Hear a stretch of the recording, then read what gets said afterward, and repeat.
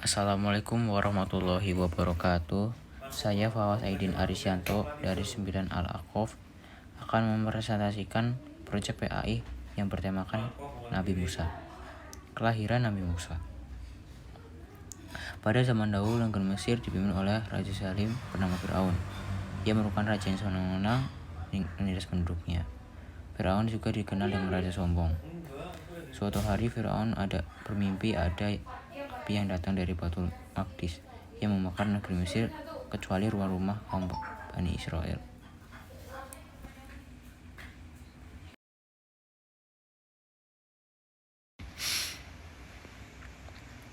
Setelah Musa diutus oleh Allah menjadi nabi, penduduk Mesir semakin fanatik dengan penguasaan mereka, yaitu Firaun. Dengan sewenang-wenang, Firaun berhasil menekan penduduk agar mengingkari ajaran yang dibawa Nabi Musa. Hal ini sebagaimana Allah berfirman dalam salah satu surah, ya artinya, maka tidak ada yang beriman kepada Nabi Musa, melainkan pembunuh dari kaumnya. Dalam keadaan takut bahwa Firaun dan pemuka-pemuka kaumnya akan menyiksa mereka. Sesungguhnya Firaun itu berbuat sewenang-wenang di muka bumi, dan sesungguhnya dia termasuk orang-orang yang melampaui batas.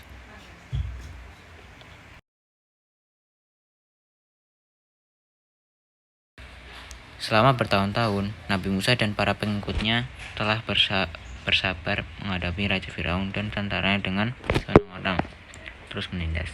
Tak hanya itu, semakin hari Firaun juga semakin menantang dan memusuhi kebenaran.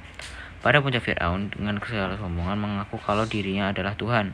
Maka dari itu, Nabi Musa senantiasa berdoa kepada Allah sebagai berikut. Ya Tuhan kami, sesungguhnya Engkau telah memberi kepada Firaun dan pemuka-pemuka perhiasan dan harta kekayaan dalam kehidupan dunia. Ya Tuhan kami, akibat mereka penyesatan manusia dari jalan Engkau. Ya Tuhan kami, binasakanlah harta benda mereka dan kunci matilah hati mereka. Maka mereka tidak beriman hingga mereka melihat siksaan yang pedih.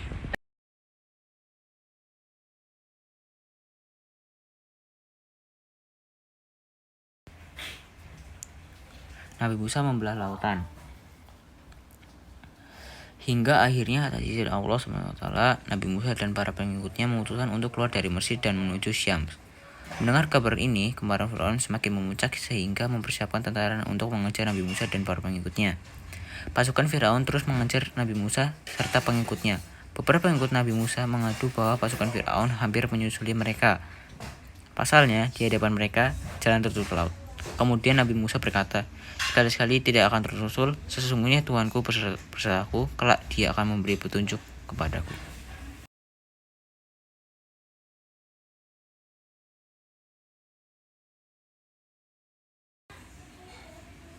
Pada saat itu, keadaan benar-benar genting dan terbit dialami Nabi Musa dan pengikutnya. Namun, dengan segala kekuatan iman yang dimiliki, Nabi Musa berusaha untuk mengalahkan para pengikutnya. Setelah itu turunlah wahyu Allah SWT. Pukullah lautan itu dengan tongkatmu, maka terbelah lautan itu, dan tiap-tiap belahan ada seperti gunung besar. Setelah lautan terbelah, Nabi Musa dan para pengikutnya bergegas melintasi jalan tersebut. Kemudian disuruh Firaun dan pasukannya yang mencoba untuk ikut melintasi jalan itu. Tetapi lautan telah kembali seperti semula. Akhirnya Firaun dan pengikutnya tenggelam.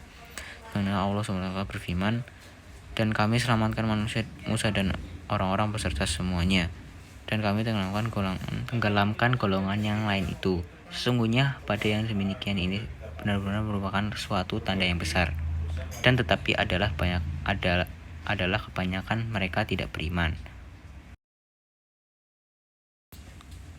Ya, mungkin sekian presentasi saya. Kita dapat mengambil hikmah dari kisah ini. Kita sebagai umat manusia tidak boleh mempunyai rasa sombong. Segera bertobatlah, karena penyesalan bukan di awal, melainkan ada di akhir. Mungkin ini saja yang saya dapat saya sampaikan. Wabillahi taufiq wal hidayah. Wassalamualaikum warahmatullahi wabarakatuh.